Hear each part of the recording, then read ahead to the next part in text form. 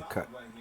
So what you do is, if you don't have video, you can grab some from Pexel's video, which I did here. It's a little more difficult because you're going to have to find video that matches.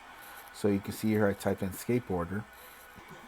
What it does is when you click on a video, it shows you similar videos.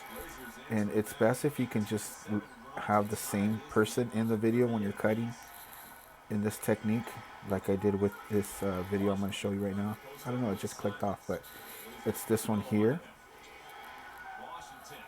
and this one here. You can see he's the same person here, and he's skating with his buddy. So a simple cut, this is what you do.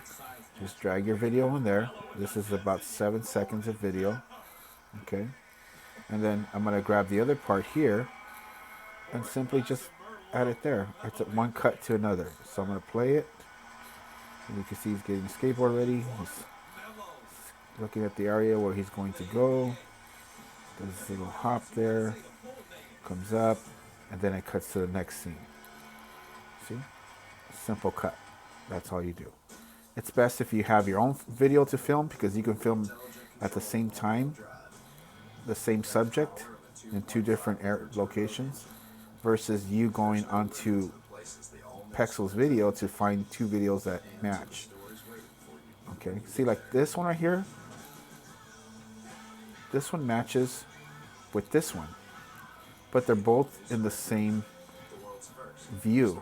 The camera's in the same spot. He's just doing something different here. It would have been best if there was another camera angle behind him, and that's this way you can cut. And that's what I did with these two videos here. So this is the basic cut. Okay, if you want, you can add music to it.